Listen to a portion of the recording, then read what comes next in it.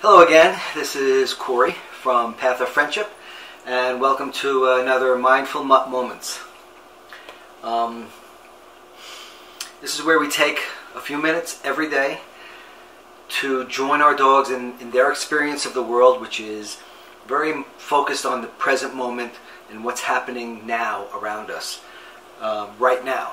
So our dogs are not worried about what may happen later on this afternoon or things they may have done yesterday.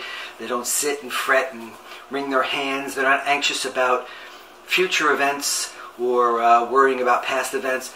Their spotlight is on the present, whereas us as humans, we tend to shine our light so much on the future and so much on the past, and only a little narrow band on what's happening now.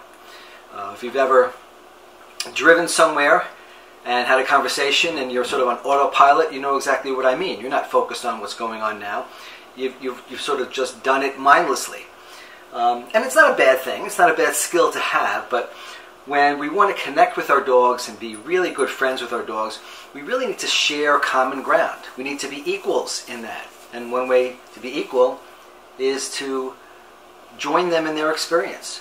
And so mindfulness, which I've studied for over 40 years now, is a way of kind of getting into your dog's head. I say kind of because nobody can ever get exactly there, but it's kind of the way we've done it. And one of the reasons that I got into mindfulness in the first place was so I could better understand and better communicate and better connect with my dogs. So I've been working with dogs for well over 35 years, and I've been working mindfulness for 40 years. And there really it's a great overlap and a great way of connection, and it's really the basis for a true friendship to form. True friendships cannot form if there's hierarchies. It can only form on an equal level. And so when we're mindful with our dogs, we really are joining them and having them join us on the same plane. So when we start this, we're going to start the way we usually start, and we're going to just kind of center ourselves. And you don't have to sit in any perfect postures. Just be comfortable, be awake, and just pay attention to our breath. That's what most of the traditional ways of beginning mindfulness. It's known as, in Buddhism, as anapanasati. Anapana means breath, and sati means awareness. So it's really just awareness of our breath. Awareness of how our breath feels coming in and going out. That's all it really is in mindfulness. It's just being aware. And our breath is like the anchor point that kind of anchors. And so we figure we put our spotlight or anchor of our attention on our breath and then begin to expand that outwards. And it's not if we shift from the attention of our breath to something else. It's not like we're moving that spotlight. It's that spotlight expands and becomes more and more of a floodlight, and includes more and more in there. Kind of like when we're listening to an orchestra playing. It may start with maybe just the violin, and we're focused there. And then maybe other instruments start coming in there, the oboes and the cellos, and all the different instruments start to coming in. And we're not taking our attention, our focus, and our spotlight and ping-ponging it around to different things. We are including them all into that sphere of awareness. So breathing is usually the initial anchor. And what we do in mindful moments, when we're mindful with our dogs, we can actually use the way our dogs feel and touching our dogs as that anchor of awareness, if we really pay attention to how they feel under our palms. Because that's what they're paying attention to.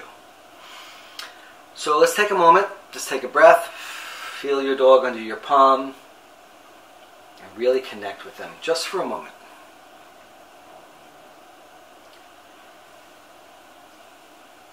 Now today I want to discuss the aspect of trust. And for much of my career, I've worked with dogs that have had would have been considered unworkable, whether extreme aggression problems, but mostly dogs that have had emotional or physical trauma, phobias, fear, things where their trust, they see the world as this horrible, dangerous place, and even human interaction as something very unpleasant. And that's really been the focus of my career for over the past 35 plus years. And when we're doing this mindful connection touching, it does an awful lot to increase the levels that dogs have in trust on us. Because once they get past the feeling of, uh-oh, what's happening, he's touching me, to this, this is connection here. It releases oxytocin, as we've spoken about in other of these mindful moments, and it really does increase the level of trust. And I use Bodhi a lot here because Bodhi was not very trusting of me when we first met. He was very fearful. He wanted nothing to do, and touching him was, whoa, maybe a little bit here, but that was about it. And so getting him to trust enough that I could not just connect with him with petting, but giving him massages or getting him to actually seek this out, to come to me to seek it out, was a real milestone. And one of the things that happens when we first start with this, we're touching our dogs in places and we're connecting them and massaging them in places that they accept and they're okay with. And that's very important. We never want to force our dogs to do something. You can't say, you must accept me touching this. No, that doesn't work. It has to grow, and they have to allow it, and they have to accept it, and even seek it out. So it's a very, very important part to allow the time. And don't go by any of these artificial timelines, whether it takes you 3 days or 30 days or a year or 6 months. Forget amount of time. Once you put something on your calendar saying by X amount of date, he should be trusting me, then you're missing the point entirely. And you're not seeing your dog and you're not connected. So allow him that time. But there's something known in Buddhism as moving towards the sharps. Now, normally, sharp objects we want to move away from, right? We don't like that. We just like, it's not safe, let's move away. And what it means as far as in meditation and mindfulness is we'll do things that we are comfortable with, that bring us peace and that bring us this sort of serenity and relaxation. And when we're doing it with our dogs, we want to do things that help them have peace and serenity. But there comes a time where we occasionally want to stretch that, and we want to kind of pull that a little bit more. And that's known as moving towards the sharps and starting to do things with our dogs that they may not be entirely comfortable with yet, to see if we can kind of stretch that trust just a little bit. So for some dogs it might be the feet. And with Bodhi it is. See how he doesn't like the feet being touched. So one way to move toward the sharps with our dogs, and I want to make sure that you understand that when you do this teeny little bits at a time, or not at all. It's not something that you really have to do, and it's definitely not something that's required, but you can try to do this on occasion. So make sure you have rapport with your dog.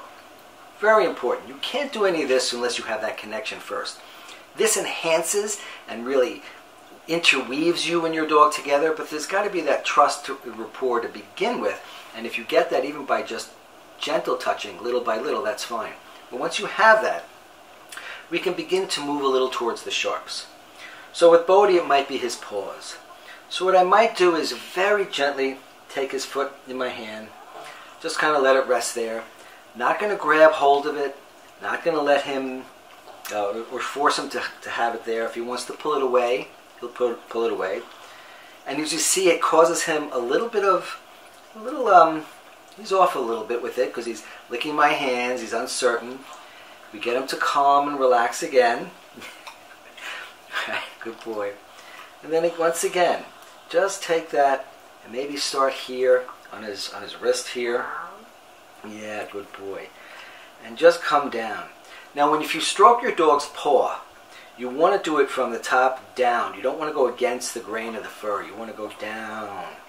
And very light. And if they pull it away, let them pull it away. He must feel that he still can control the situation. If he feels he can't control it, then he's going to panic. And we don't want that. So I'll just have it in my palm, if he wants. Maybe start on the leg. Just gentle touch. And for Bodhi, this is pretty good. Attaboy.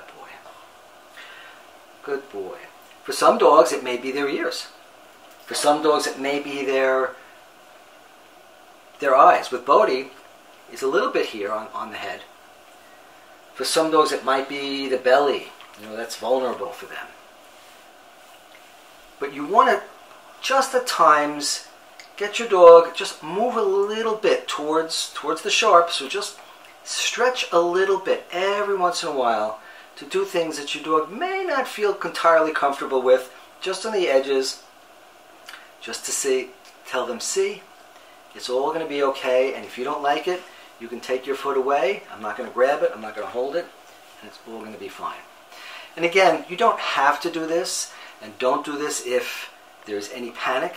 And it really means that when you do this, you're really focused on your dog and responding to every single one of those minute, subtle cues that they may give you that they give you that say, I'm not great comfortable with this yet. That's fine. Let it go, and just try it again another time. But the more you do that, the greater that sphere of trust begins to grow. So it's a great way to enhance your mindful experience every once in a while. I wouldn't recommend this constantly, but once in a while it's good. Most of the time you're going to just connect with them. And obviously you're not going to be talking the way I'm talking all the time. Just feel them under your paws. And again, once in a while, just move towards the uncomfortables, the sharps, just a little bit. Just to let them know it's still okay. So it's something to think about and something to try. Okay. So I'll see you again on the next one. Bye now.